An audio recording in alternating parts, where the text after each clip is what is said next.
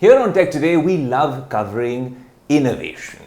And whenever we cover auto and tech, and when these two worlds collide, that is the real sweet spot in terms of the kind of latest and greatest we want to bring from the world of innovation to you, our lovely audience. And a company that's been at the forefront of just that is the Mahindra Group. And we have a very special guest, Veejay Nakra from Mahindra Auto. What a pleasure to have you on Tech Today, sir. Thank you, Ayush. Lovely to be on your show. Lovely to be here at Mahindra HQ here in Kandivali. What a massive campus. And most importantly, you see the plethora of cars out there. And I was seeing the Thar, the XUV, the Scorpio N, and some of the classics outside. And it's really been an incredible journey, a journey of transformation, and most importantly, technology being at the forefront of this disruption over the past few years. Veejay, how much of a focus has tech been at the center of the revolution here at the Mahindra Group, especially in the automotive division? You know, to answer that question, I'm going to have to dial back 20 odd years. Because if you look at the journey of the way Mahindra SUVs have disrupted the industry and the category, it goes all the way back to the era of when we launched Bolero and Scorpio. And let me talk a little bit about that journey up to where we are today. But the philosophy has always remained the same, which is how do we bring technology, innovation, design, aspiration to the customers in the SUV category. You know, the SUV category per se did not exist. It used to be the utility vehicle segment. Then came the Bolero, then came the Scorpio, then came the XUV 500. All these products disrupted technology in the segment. Scorpio was the first one to bring CRDI technology in terms of the powertrains into the SUV category. If I dial back to the days of XUV 500 in 2011, it was the first product in the category to have launched a 6-inch touchscreen, which didn't exist in that segment at that point in time. And as we launched products over a period of time, we ensured that we stayed relevant in terms of the kind of technology that we brought in. And then when you look at the last 5 or 6 launches that we have done, whether you talk about the Thar, whether you talk about 3XO, whether you talk about 700, whether you talk about Scorpio N, whether you talk about Thar Rocks, all these products have brought in what we believe has helped us democratize technology in the automotive industry. So the philosophy is, how do we democratize technology? How do we, with every launch, bring in new technology and innovation to our customers? Because as you rightly said when you started the show, I think it's the automobile industry which has this great opportunity of revolutionizing and creating a cusp between technology and the automotive industry. And I think Mahindra has played a significantly large role in the Indian industry in doing that. It's interesting that you dial back maybe a couple of decades. You've been here at the forefront of all this innovation for nearly 25 to 30 years here at Mahindra. So you've seen how the industry is shaped up, also with synergies within the group, with what Tech Mahindra is doing. You must have had a bird's eye view in terms of what's happening. But the reason I asked you about tech being the focus now is because I don't know whether this is the Elon Musk effect or the worlds of tech and auto really intersecting. We'll talk about the electric push in a bit. But do you think that the worlds really have intersected to a point where largely auto now, with the only differentiating factor, is a tech product on 4 wheels? Well, I think to a very large extent, the automotive industry has evolved in that direction. But let me also tell you that besides tech, what the auto industry offers to its customers is the thrill and the experience of driving an automobile. That's true. So that's why I think it's a beautiful blend where technology today is an extension of who you are. Wherever you go, your technology goes with you. an SUV, and I'm being a little particular here about SUV as a category and not just automobiles, because SUVs are lifestyle products. They are an extension of your lifestyle. So the technology being an extension of you, lifestyle product being an extension of your lifestyle, it's a great culmination of the two, where you experience the best of technology and you get the thrill and the pleasure of driving a lifestyle SUV. So I think they come together beautifully, and I think that's one of the recipes of the success that we've seen in the last 4 years has largely been our ability to bring these two together. It's interesting you mentioned lifestyle, Veejay, because when you look at SUVs, and from maybe the start of your career, it wasn't a very popular category here in India. Can we attribute this perhaps to pop culture and that aspirational value? We've seen how SUVs and pickup trucks are a big deal in the US. Has Hollywood played a role, or is it Gen Z really aspiring to have an SUV? Because SUVs are dominating the market, they are capturing our imagination. What do you really attribute that SUV push to? Why is everyone so fascinated with SUVs in India all of a sudden? Yeah, interestingly, if you looked at August data, SUV as a percentage of passenger vehicles in India is now 67%. So globally it's 55%, but in India, and it's been a hockey stick as far as India is concerned when it comes to SUVs as a percentage of PVs. But the large attributor to that, I think, is that most of the launches that you've seen in the last 3 to 4 years has seen Indian, international, global brands all bringing SUVs to the market. And that's largely for multiple reasons. One, the whole experience of driving an SUV is very different from that of a car. Correct. Whether it's your seating posture, the feeling of being in command and control, the visibility of what you see, the feeling of safety, the thrill of driving a vehicle, the whole design, and in India we are not subtle about our design, right? We love the way we sort of display and showcase our lifestyle, and design is a very, very important part of that. So I think all of these reasons have come together where SUVs have become so popular. And I think another very important thing is, over a period of time, classical SUVs used to be tough, rugged, body on frame.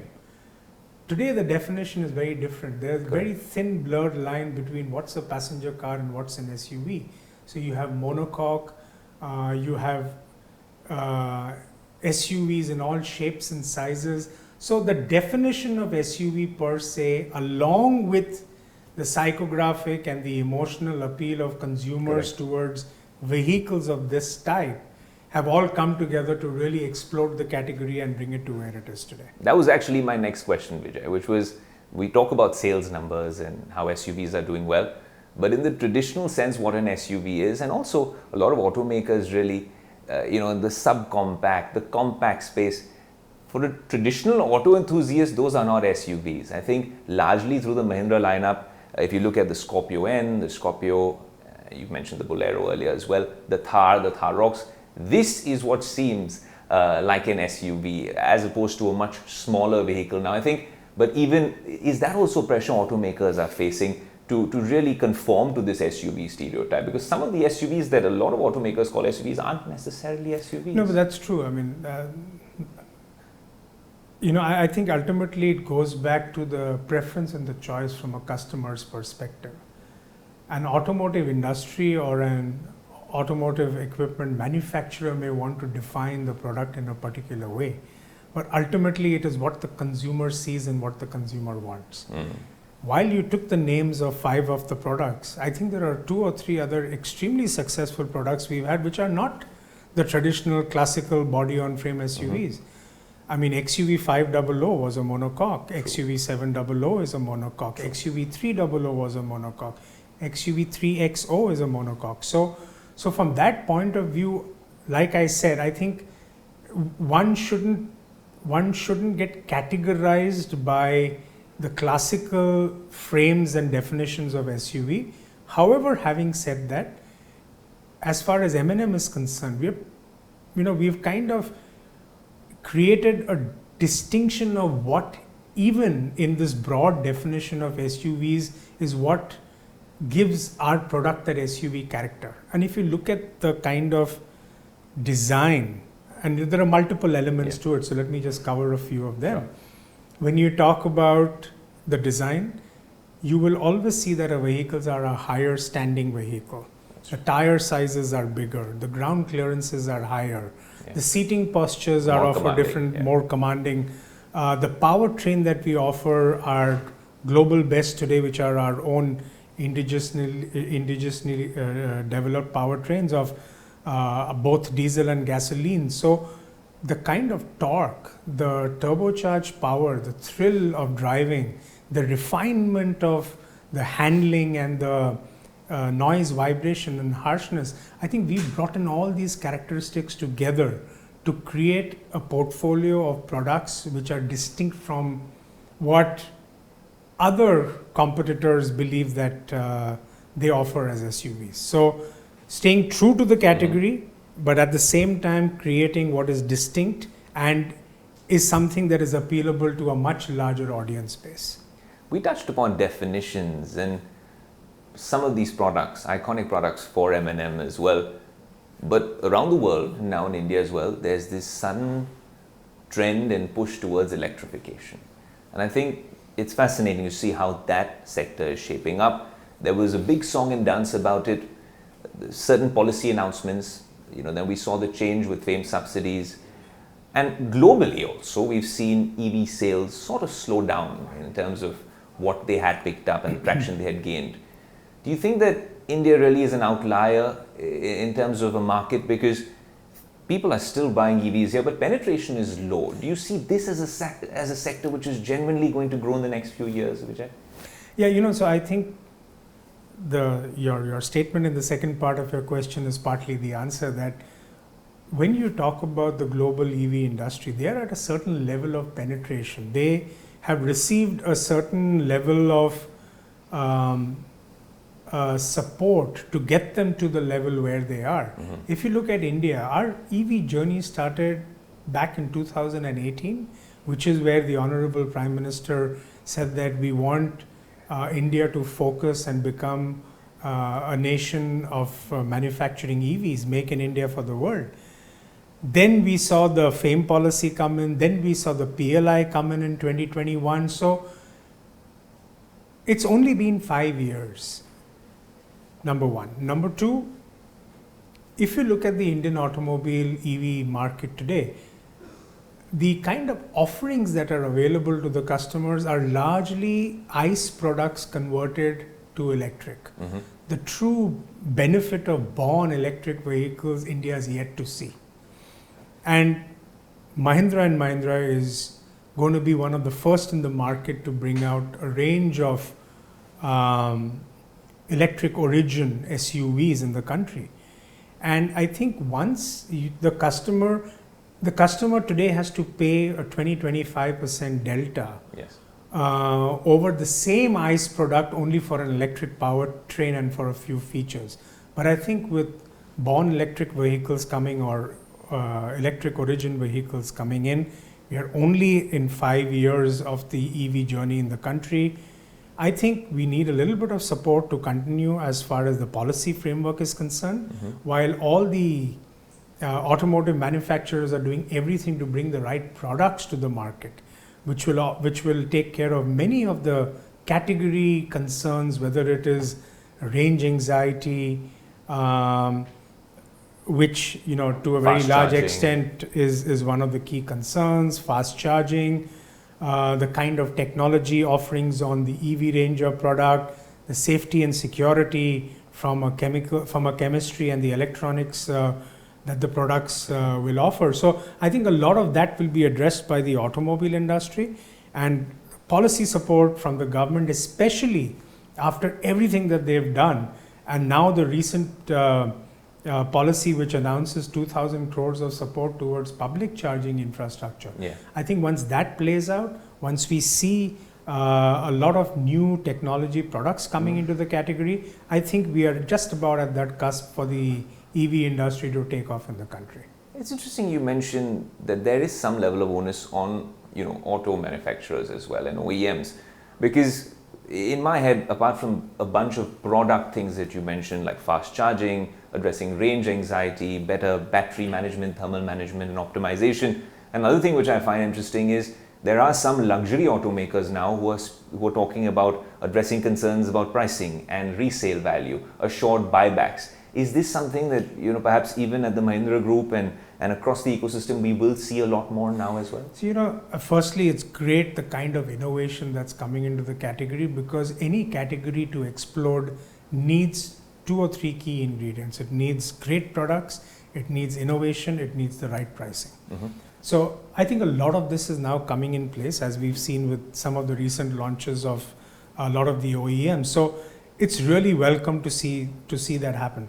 As far as things like resale value, etc., in my mind, I think the resale value is a byproduct of how the category is. So if the category takes off and there is good demand, resale value will anyway get addressed. Right. And like I said, I think given that we are at that cusp, we are seeing innovation in terms of not just product but services as an offering. Mm-hmm.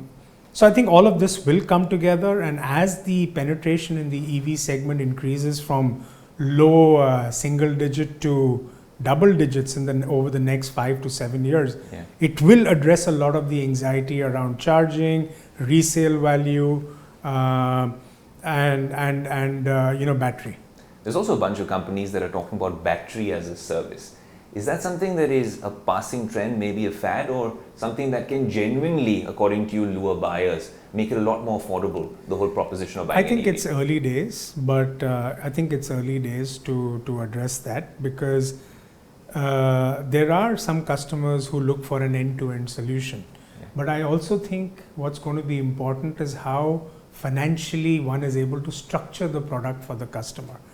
I think we've seen some of the competition bring a BAS as an offering for the customers, but from what we understand in the category in the market, the Indian consumer, while it's the power of choice, first thing is it's great to see the power of choice being offered to the customer, but the Indian consumer, unlike some of the other global markets, is very sensitive towards asset ownership. And subscription, for example, was something in the automobile industry where all of us tried this 4-5 years ago, and we made vehicles available on a 3-month subscription basis, but it didn't really take off. There was some penetration, but that again was in single digit percentage, and that's largely because the psyche of the Indian consumer is they are more secure when they own their assets, be it their house or be it the second largest asset that they buy, which is automobiles. We're going to move to a very fun segment of this conversation, Veejay, which is a crowd favorite, social media sensation, and a big favorite of our viewers on Tech Today, the Mahindra Thar, and now in its new avatar, the Mahindra Thar Rocks. Nomenclature aside, because that's also a big debate all over social media. Was. Now everyone's just adopting it. Fair enough. I stand corrected. But the point being, it's fascinating, and this, as someone who's driven the Thar, covered it from its inception, the Thar Rocks was a pleasant surprise for so many of us. We knew that there's going to be 2 extra set of doors on that one, but to pack it in with so many features, with tech, and also this whole listening to the customer, which I find fascinating. And I know that's your style of leadership, which I want to get to, because I know people initially were upset about the white interiors. You gave an option in no time with the 4-door. A lot of questions to ask about the Thar Rocks, but coming back to it, it's been a fascinating response.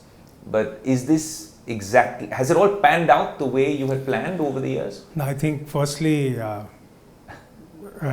huge thank you to all the customers who have sort of had confidence in this brand and have been part of the 176,000 bookings that we got in 60 minutes of opening the bookings the other day on 3rd of October. But just to answer your question in parts, I think there were many questions packed into that one question. I was just too excited about that. So firstly, I think we are a listening organization. It's not just about an individual or a leader, it's about the culture in the organization. So I wouldn't take the credit of that. It's the organization, the team. I think hats off to the product planning and the product design and the sourcing team. When the moment the journalists had picked up the vehicle and they started talking about the white interiors, they just quickly got into the act of making sure that we were able to bring in a more chocolate and a dark interiors for the customers, especially for the 4x4 customers. So yes, we are a listening organization. We've done it in the past. We continue to do it with every launch, and I'm extremely delighted that we are able to do that for our customers. Now on your question on the product. Yes. So firstly, I just wanted to clarify, it's not just the Thar with 4 doors. It's practically a re-engineered new product. Absolutely. It comes with an all-new M-Glide platform, which means the frame, suspension, braking system, the NVH refinement is of a very, very different level. That's one. Second, clearly, when I started off, I said about democratizing technology. Spot on. And we just thought that when we bring in this flagship product, which is probably the best tribute to our DNA and who we are, we wanted to make sure we made it as relevant to all the segments and categories of SUVs out there. And if we wanted to compete, we wanted our source of business to come from everywhere, not just the classical body on frame SUVs, but also pull from monocoques and multiple other price points. And hence our strategy was that we should be able to span multiple price points, bring in the latest technology, whether we talk about ADAS, whether we talk about panoramic sunroof, whether we talk about ventilated seats, whether we talk about the Harman Kardon audio system, whether we talk about the larger touchscreen. I think all of that we brought in because we, like I said, we believe that if we want to democratize technology, then we need to make sure that we bring in the best at the most affordable price. I think being able to do that has really sort of given us an overwhelming response, and I think we are delighted with how the product has been received in the market. And that's why I mentioned it was a pleasant surprise, because it was all under wraps for so long, and it came as a surprise that all these features were packed into the Thar Rocks, and like you rightly said, from the ground up.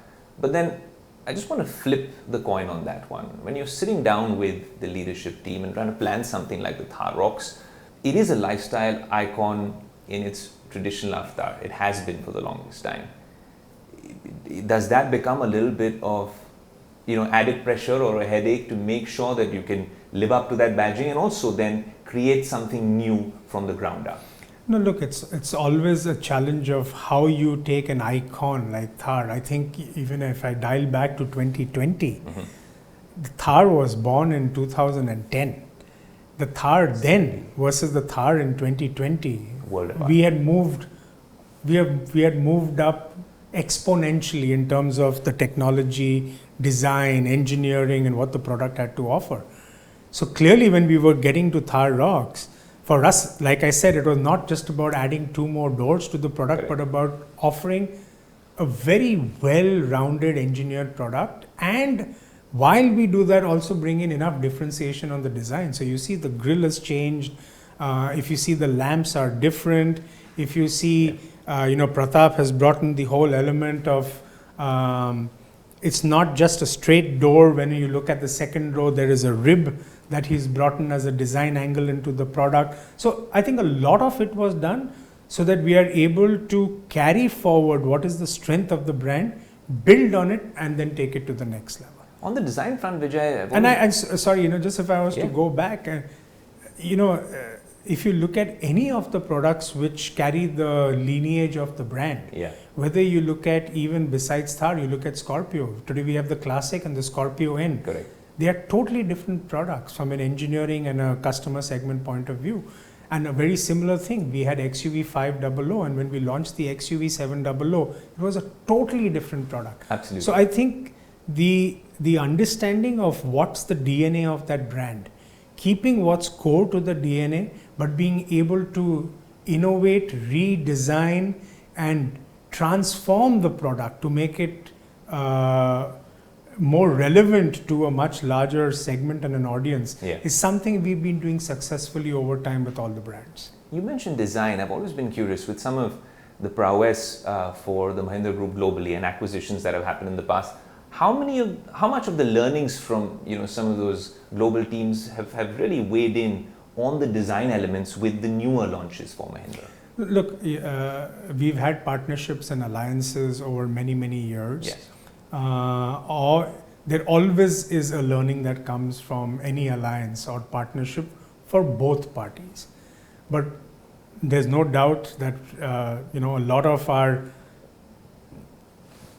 capabilities that we've been able to build over time has come through partnerships and alliances, not only at an OEM level, but also in terms of the partnership with suppliers. Correct. We partner with the best suppliers globally who have access to the best technology.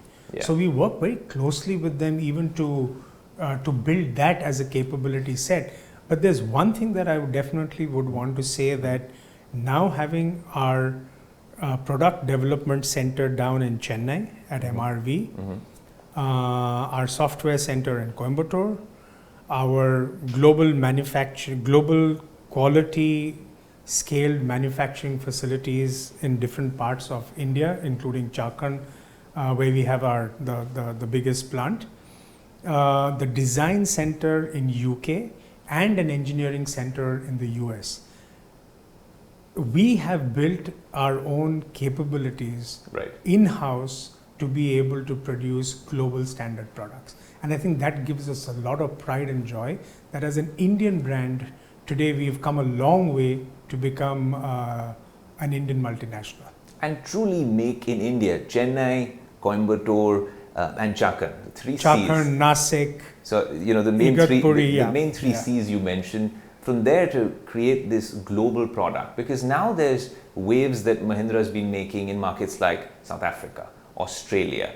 Are there plans, Veejay, to really expand to several other global markets? And is that going to be an aggressive expansion that we see? No, we've spoken about it in the past that we want to be cautious as we go global. We have a phased-wise plan and approach to go global. Currently, the whole objective is how do we take our global quality standard products like the 700, 3XO, Scorpio, and to the global markets. And we've done that successfully in South Africa, Australia. Just last week, we've launched the 3XO in South Africa, and it's got an excellent response there. We are going to be launching 3XO in Australia. So we are currently in the phase that how do we take our current ICE portfolio of global products and take them to global markets. As a part of the next phase, we will look at, in South Africa 2 years ago, we showcased our global pickup. That's the product we intend to create for the global market. And then of course, we have our EV range, which we are all very excited and waiting to launch soon. And some of those products are also what we will take to international markets. As the last question, since we're talking about international markets, we see this trend, especially in the US, about increased automation. And largely, when you're talking about fully autonomous FSD, as some people call it in the US, you're seeing driverless cabs, an announcement made just recently. Of course, all over San Francisco, we see Waymos operating. And a lot of people are using Teslas and other manufacturers' cars in full self-drive mode. We know out here in India that there's also this push where a lot of auto manufacturers are coming up with ADAS features. ADAS level 2, the XUV 700 has a fantastic set of features. When we talk about ADAS level 2, everything works seamlessly in that particular vehicle. How do you see it if we zoom out? We just look at the Indian market with our infrastructure currently. Can we actually consider fully automated solutions, fully autonomous, as a possibility in the near future? The best thing about India as a market is you can't copy paste a global solution and bring it to India. No one size fits all. Yeah. It doesn't work. I think, and again, since you spoke about XUV 700 and even 3XO and Thar Rocks, the kind of ADAS that we've brought in our products, we've had many global experts who've come in, driven our products and said, how have you been able to tune your ADAS in such a manner for India as a market? I think we know the challenges we have in the streets of India, right? Correct. In terms of two-wheelers, three-wheelers, pedestrians. There are a number of challenges that the ADAS system has to deal with. Objects, animals, everything. Absolutely, right? So I think in terms of that ADAS technology to make it more relevant to the country is the first step that we've taken in the direction of being more relevant to what works in India. As far as FSD is concerned, I think it's a matter of time. We really need to see how that will play out in India. And like I said, it will need to be customized and tuned to the way India operates in terms of traffic discipline and people movement. So I think the verdict is yet to be out. It probably will take a little bit of time. But in the meantime, nothing stops us from taking ADAS to the next level. And you will see a lot of that when we launch our electric range of products, on how we will take technology, safety, electronics, all to the next level as we bring out our products in early 2025 calendar year. Vijay, we're talking about early 2025. You've spent decades here at the Mahindra Group, and you've seen how things have shaped up at the group, the industry, and on a macro level in India as well. What has that journey been like in terms of how your style of leadership has evolved? More importantly, what's it been like working in such a massive corporation with the synergies at play and the opportunities as well? Let me first talk about the organization. I think I'm very fortunate to have been part of an organization like Mahindra, where I got picked up straight out of campus after I finished my MBA, and I've been with this organization right through. And I think a couple of reasons, because I think the culture, the values that this organization has, and the integrity, I think is unparalleled. And I think that's probably one of the reasons why I'm still here after 30 years, and I'm really proud of being a part of this journey. As a group, Mahindra Group has really evolved over time, and I've seen that go through multiple phases from 1994/95 when I joined here to now. I think our ability to have moved with time, so our ability to be agile, transform and reinvent ourselves, especially every time we hit a crisis, our ability to come out of it stronger, better, is something which I really cherish as a culture in this organization, and we've demonstrated it a number of times. The second one is collaboration. I think in our DNA, our ability to work with an ecosystem, the whole concept and culture of RISE is all around that. It's not just about us, it's about a purpose-driven growth. That's another thing which I think we are very, very proud of. And the third one is to be able to make bold moves. And I think we've done that, whether you go back and look at an industry, and this is where I'm linking your point on how has the industry evolved. When I joined M&M, we were just about coming out of what used to be a license Raj in those days, when a manufacturer had to get a license to make a certain number of vehicles. And within 4 years after I joined, the finance minister had opened up the shores, and we had the globalization that happened, and we had the large multinationals globally coming into the Indian automobile industry. So our ability to collaborate, redefine, reinvent, transform ourselves, indigenously set up our own product development and manufacturing capabilities to launch world-class products, whether it was the Bolero, Scorpio, XUV, 500, and then of course all the recent products that we've done. So I think the industry has transformed. Today an automobile industry which was very small at one point in time. Today, the Indian automobile industry is the fourth largest globally. And there's one more important point that I would want to talk about when I talk about the industry. So that's how the industry's evolved, how we've evolved, and I think the proof of all of that is today we are number one in revenue market share in the SUV segment. We are number two by volume. Financially, in the for the investors and analysts, I think we've done a fantastic job in terms of the returns on that investment. But as I was talking about the industry from a more larger picture, 20 years ago when the Indian economy opened up, we did not have the opportunity to be a global scale industry. And in the ICE era, India lost out. Today, in terms of the EV opportunity that is playing out, India truly has an opportunity of Make in India for the world. And hence, I think it's very, very important that the next 5-7 years, Right. the ecosystem needs to play out together that allows India to become a very, very large player, manufacturer and exporter of EVs out of India, to become a truly global automotive industry.